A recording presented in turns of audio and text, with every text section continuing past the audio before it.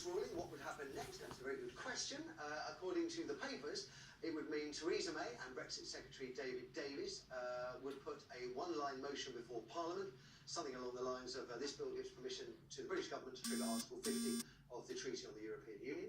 Their thinking is the briefer the statement put before Parliament is, the fewer amendments Jeremy Corbyn's Labour Party can make. Thus, the quicker it will get through Parliament. Legal eagles say, though, that tactic could cause headaches for the government down the line. And we should also consider what Lady Hale, the Supreme Court's Deputy President, said last year, how only a comprehensive replacement of the 1972 European Communities Act would be needed to trigger Brexit. That's not a couple of lines long, that's 38 pages long. And what's more, the Daily Mail quotes unnamed Labour sources as saying that they will demand Parliament gets a meaningful vote on any deal the PM might secure from Brussels, which in turn could force May to tear it up and go back to Brussels and start again. It's also been reported that Labour will demand the PM keeps us in the single market in some shape or form, which might well scupper her promise last week to put immigration in control of our borders first. But Labour insists publicly they won't block Brexit, even if their amendments fail. And we should also mention the SNP and the Lib Dems could further muddy the waters. Nicola Sturgeon wants to say the people of Scotland voted 62 to 38 for Remain.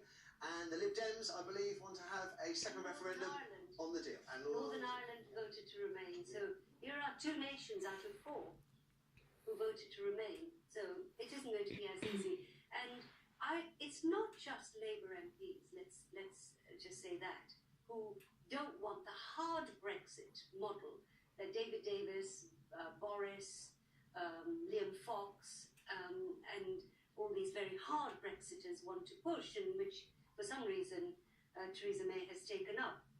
Well, the question was, do you want to leave the EU? And we've left it, so but we never, as Martin said earlier when we were talking to Jeff, they weren't given any detail. We weren't asked whether it's hard Brexit or soft Brexit. Well, detail, that's a very interesting question, because what we're looking at here is that, in essence, the Supreme Court must examine how much detail MPs should be allowed to look at. What should they have a say on?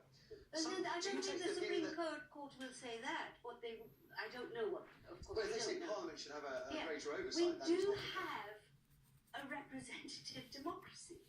We have a representative democracy, which is what means we elect a man or a woman to Parliament and we hand over the detailed consideration to them. We had a legally non-binding referendum, non-binding, which MPs must bear in mind, as indeed I believe and they the Supreme will, Court of course they will. But it's the detail. Now it's the detail. I'm now as a Remainer, but now we're here. We have to be able to get parliamentarians to freely debate what kind of Brexit. What if it takes years? It won't take years. It takes years. It's a non-starter. The law is the law. The law of the land is the law of the land. And everyone knows that. But were Brexiteers, were they aware that we were going to have all this mess when they were voting to leave? No. Do you think the government should just be able to get on and do its deals with the European Union, or do you think MPs should look at everything? How much should MPs see? Should they get regular updates? I don't think MPs are going to be happy being kept out of the loop. No. And if they've got the law on their side, then good luck with that. And like I said, there are 2 We've just been told that Theresa May has lost the appeal. They must go to MP. So there we go. Good news, Martin? Yes. For you, is that? I don't think it's good news or bad news, but I know the law of the land is the law of the land, and I didn't want us to leave Europe. I didn't think it was the right thing, but now we are leaving. You have to go through the channels, which we must, which law dictates. Now, what's going to happen? Are we going to declare these our top judges enemies of the people? Well, that's what the Daily Mail's already done that for us, so I don't suppose we have to do but that. If we don't have rule of law... When it suits you. Yes. Now, we did hear that Lord Neubohler was minded to try and get not just a majority ruling, and actually I've just been told it was 8-3, so it's a majority ruling, which is interesting.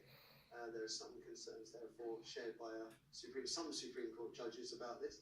Do you think it is in the best interest of the British people to have some parliamentary oversight as to when Brexit is triggered, how Brexit is triggered, what kind of deal Theresa May might get? Do you know what? I'm not a politician at all, and this stuff Neither were a lot of the people that confuses voted me, in the and I know referendum. there's plenty of confuses, but Well, it confuses our Prime Minister because she thought she could just do what she liked without any criticism or criticism. We live in a sovereign parliament. I'm astonished. We had a court case in the High Court and a Supreme Court ruling. We have a sovereign parliament. It's not a sovereign government. It's a parliament. Yeah. There are lots of people out there that, like me, that don't really understand a lot of things in politics, and I think that, you know, they've made that decision to leave, and it's everyone's. For me, I'm just sitting here waiting. Well, what's going to happen? Like, as a citizen of this country, I have no idea what's going to happen. Let me put it to you, do you feel more reassured that whatever proposals, that the starting point for Brexit, the Article 50, will now be overseen by Parliament? By more people. One. Yeah, not just from one political party, from all the political parties. Yeah, because everybody will have a view of what's best for our country. Right. You know, whether it be to do with the NHS and deals with different countries. Right. The NHS is definitely something that needs to be looked at. Right, and if it slows the Brexit process down, would that irk you, or do we just think, well, you know, it's a big organisation, we need to consider these things? I think it's very important to consider it. If it takes longer, then if we're going to get a deal that's right and we're going to get things right, then yes, definitely slow it down. I think if you rush into something, we can make the wrong decision as a whole. You know, I'm not a politician. You say you're not a politician. You, I think, will be speaking for a great many people at home. Because I don't want the, you know, I've got 3 children, and with regards to the future for my children, then we have a right as a voice, because our children don't have a voice, to say something and say what we want for our children. This is going to affect my children's future. Right, so you want it to be considered, carefully considered carefully, yes, definitely. I also have to say, I am so furious with Corbyn and his clique. I mean, the man is, up till now, I'm not prepared to condemn him, but I am now, because of his stand he's taking over this, which is virtually saying we don't need to talk about this. All my MPs... So, just a bit more breaking news. It's bad news for Nicola Sturgeon and the SNP. Their voice has been ruled out. So, which was expected, I have to say. So there we go. Lots is happening, and it's continuing to happen while we're on air. After the break, we're going to hear your thoughts. What do you make of this Supreme Court ruling? Will it scupper Theresa May's plans for Brexit?